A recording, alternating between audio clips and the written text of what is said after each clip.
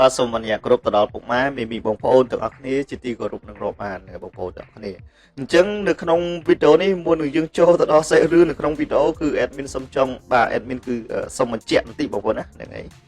ទី1គឺកម្មពៀមានពិតបាទទី2គឺធ្វើអ្វីគឺទទួលយកខ្លួនឯងទៅបាទគឺធ្វើអីដឹងខ្លួនឯងបងប្អូនទាំងគ្នាឥឡូវនេះគឺតកតងទៅនឹងបាទគឺរវាងប្រទេសបាទគឺប្រទេសចៅសៀមហើយនិងប្រទេសភូមាបងប្អូនណាគឺនៅខាងភូមាគឺកំពុងតែក្តៅគគុកគឺតកតងជាមួយនឹងការបាទប៉ះទង្គិចគ្នាគឺកំពុងតែ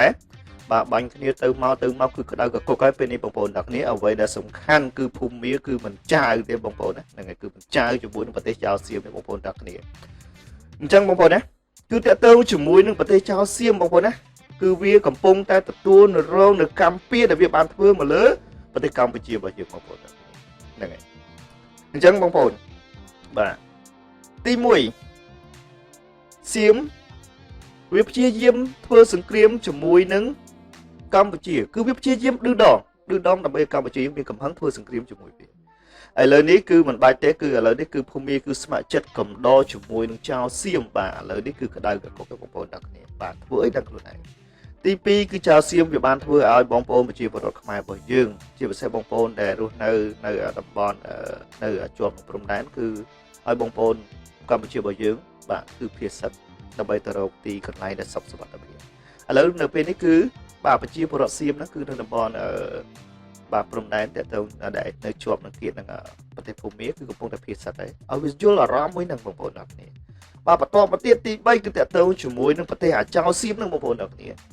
ប្រទេសចៅសៀមហ្នឹងគឺវាបាននិយាយវាបានយកសំឡេងរំខានចាក់បំពងនៅពេលដែល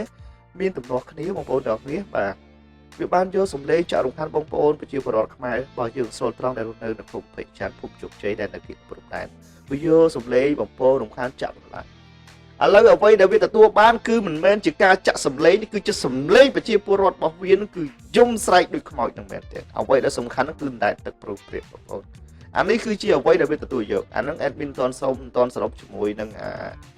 គ្រោះធម្មជាតិផ្សេងជាច្រើនទៀត admin សុំយកមកចំណុចបាទបន្តទៀតចំណុចតកតងជាមួយនឹងបាទបន្ទាប់ពីនឹងហើយបាទបើនិយាយទៅចាំចូលទៅលំអិតជាមួយនឹង admin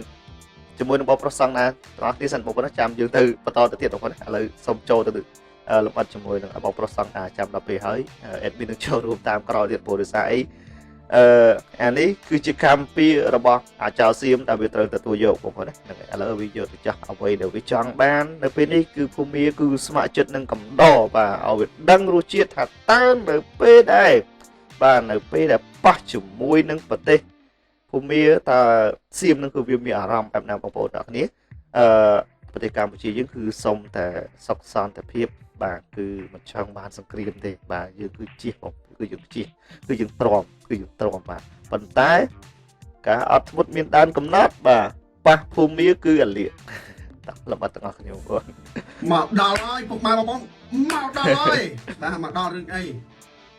ពីមុនយើងបានគម្រាមកំហែងខ្មែររឿងយន្តហោះចម្បាំង S16 គ្រីបផែននាវាចម្បាំងឯជាដើមឥឡូវប្រទេសវាកំពុងតែជួបគ្រោះទឹកជំនន់ធ្ងន់ធ្ងររំជួយដីបាក់ដីឥឡូវនេះភូមិមានលេខមកគ្របបាញ់ខ្ទេចផ្ទះប្រជាពលរដ្ឋថៃរាប់សិបខ្នងសាលារៀនប្រកាសបិទទ្វារទាំងអស់នៅតាមព្រំដែននៅក្នុងខេត្តតាជាមួយនឹងភូមិបានប្រើយន្តហោះចម្បាំងទម្លាក់គ្រាប់បែកពលរដ្ឋថៃរត់បុកគ្នាររបួសនៅព្រំដែនសួរថៃហ៊ានទេថៃបានប្រកាសលើកទ័ពយកទៅជាបន្ទាន់យកទៅស្អីយកទៅដើម្បីការពារប្រជាជននៅតាមព្រំដែនថៃមានច្បាស់ព្រំដែនទាំងអស់ត្រូវបានបិទទុកតែស្ពានមិត្តភាពមីយ៉ាវ៉ាឌីមួយគត់ឲ្យដំណើរការសូមជម្រាបណាឥឡូវនេះគិតត្រឹមថ្ងៃអង្គារទី2ខែធ្នូ2025នេះយោធាមីយ៉ាន់ម៉ាដែលដឹកនាំដោយលោកមីនអុងឡានបានដាក់ពង្រាយយន្តហោះចម្បាំងទម្លាក់គ្រាប់បែកជាច្រើនគ្រឿងនៅតាមបន្ទាត់ព្រំដែនមីយ៉ាន់ម៉ាថៃច្បាស់នៅពុកម៉ែសួរថាភូមាខ្លាចថៃទេអត់ទេមិនបានភូមាដាក់ទម្លាក់គ្រាប់បែកនៅតាមព្រំដែនថៃទេបាញ់ចូលដីថៃភូមាអត់ដឹងព្រំដែនប្រវែងណាទេអត់ទេគេដឹងធ្វើស្រែយើងដឹងថាភ្លឺស្រែយើងនៅតាណាកែងស្រែយើងនៅតាណាយើងដឹងច្បាស់ណាស់ យើងដឹងតែអ្វីដែលភូមិគេខឹងដោយសារតែភូមិចោតថាថៃនៅពីក្រោយក្រុមផ្ដាច់ខ្លួនក្រុមប្រឆាំងរដ្ឋាភិបាលថៃរដ្ឋាភិបាលមីយ៉ាន់ម៉ាដឹកនាំដោយរបបសឹកយោធាណាអាហ្នឹងរឿងដឹងគឺជារឿងសំខាន់អញ្ចឹងហើយបានជាភូមិមិនខ្លាចបាញ់ចូលដីថៃព្រោះភូមិចោតថៃនៅពីក្រោយក្រុមផ្ដាច់ខ្លួនប្រឆាំងរដ្ឋាភិបាលភូមិអារឿងហ្នឹងដែលលំបាកណាដែលលំបាកឥឡូវនេះដាក់ពុករីយន្តហោះចម្បាំងកុំភ្លេចភូមិជាប្រទេសមួយដែលមានយន្តហោះចម្បាំងបន្តិចជាងថៃទេណែបងប្អូនអ្នកនេះនៅត្រង់ចំណុចកន្លែងនេះ admin សូមចូលរួមទីបងប្អូនណាតាមពិតបើតាមប្រវត្តិរបស់ admin របស់សុទ្ធទៅបើតាមប្រវត្តិរបស់ប្រទេសភូមិបើតាម admin បានធ្លាប់ដឹងគឺភូមិធ្លាប់បានវាយគ្រប់គ្រងទៅប្រទេសថៃដូចជាការដែលតទៅជាមួយប្រវត្តិសាស្ត្រគឺភូមិធ្លាប់វាយបានបងប្អូនអ្នកនេះអញ្ចឹងតទៅជាមួយនឹងភូមិគឺធ្លាប់មានប្រវត្តិវាយឈ្នះសៀមនឹងច្រើនហើយតទៅជាមួយនឹងខាងកងទ័ពភូមិគឺកាចបាទគឺកាចបងប្អូនយល់ពាក្យថាកាយបងប្អូនគឺអត់បានទេបាទគឺគ្មានការណិតសូរសម្រាប់ទៅហ៊ានសៀមទេបងប្អូនដល់នេះគឺបាទចាប់បានគឺដឹងតែគឺត្រូវថ្មោងគឺធ្ងន់បងប្អូនដល់គ្នាអញ្ចឹងវាគឺអត់ខ្លាចទេគឺអត់យឺតជាមួយនឹងសៀមបន្តិចសោះទទួលស្គាល់ប្រជាជនថៃច្រើនជាងភូមិក៏ប៉ុតមែនភូមិគ្មានការណិតជាមួយទៅហ៊ានសៀមញោមនិយាយដល់សង្គ្រាមស្រាប់គេអត់ខ្លាចនៅក្នុងការធ្វើសង្គ្រាមមួយថៃទេសួរថៃហ៊ានធ្វើអីភូមិទេបន្ទាប់ពីភូមិបានបាញ់ចូលដីថៃប្រកាសបិទព្រំដែនជាឯកតោភាគីធ្វើអីអត់កើតទាំងអស់បានត្រឹមតែចេញលិខិតណាស្នើសុំភូមិពិចារណាបើកព្រំដែនជាមួយថៃវិញទី1ទី2ស្នើសុំភូមិគោរពដែនអធិបតេយ្យភាពរបស់ថៃចុះពេលថៃបំពេញដែនអធិបតេយ្យភាពរបស់កម្ពុជាបិទច្រកទ្វារព្រំដែនជាមួយកម្ពុជាដោយឯកតោភាគីនោះពេលកម្ពុជាចេញលិខិតទៅថៃទទួលទេឥឡូវនេះដល់ពេលដែលគេខោប3 4កញ្ញទៅលើថៃហើយជឿចាប់ទេពេលដែលគេធ្វើដាក់ថៃដូចតែថៃធ្វើដាក់កម្ពុជានេះខ្ញុំសួរនេះអ្នកឯងអួតមានយន្តហោះចម្បាំងឥឡូវគេបើកយន្តហោះចម្បាំងទម្លាក់គ្រាប់បែកនៅបានម៉ៃខុនកែននៅភូមិនឹងតែម្ដងមិនក៏មិនបើកយន្តហោះចម្បាំងអា grip pen អា S16 ទម្លាក់គ្រាប់បែកចូលទៅដល់បាទខេត្តទល់មុខនឹងខេត្តតាក់នឹងហ៊ានអត់សាកឡើងមើលទៅស្អុយហួងឡើងវិញអាហ្នឹងគេហៅថាកម្មហើយសាងអីទទួលនឹងហើយធ្វើអីបាននេះគឺជាការពិតឥឡូវនេះភូមិដាក់យន្តហោះចម្បាំងតាមនឹងទាំងអស់ហ៊ានតែក្អកមិនហ៊ានផងណាអាហ្នឹងឲ្យគេដឹងហើយអត់ប្រទេសនោះអត់ខ្លាចមានសង្គ្រាមទេវាពងមានសង្គ្រាមស្រាប់តែកម្ពុជាមិនចង់បានសង្គ្រាមវាក្អើតវាកតោម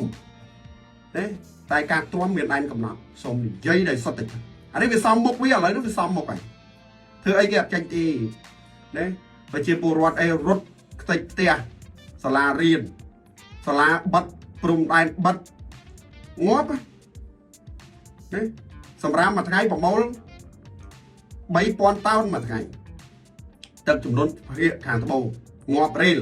រឿងអីផ្សែងពុលទៀតឥឡូវហ្នឹងអារឿងផ្សែងពុលនៅទីក្រុងបាងកកហ្នឹងមួយទៀតហើយ40ខែទៀតតែបងប្អូនអ្នកនេះនឹង admin ផ្លេចមួយទៀតតទៅមកដល់ចូលមកលំអិតជាមួយបងប្រុសសង្ដាទើបចាប់អារម្មណ៍មួយទៀតតើទៅជាមួយនឹងសៀមដែលវាបានយកផ្សែងពុលបាញ់នៅព្រំដែនឥឡូវនេះវាទទួលយកបងប្អូនបាទប្រទេសឯងពោពេញទៅដល់ផ្សេងពុលនឹងមកប្រទេសឯងទៅបានកុំឲ្យហៀទៅប្រទេសដែលជាប្រទេសស្រុតត្រង់ប្រទេសផ្សេងទៀត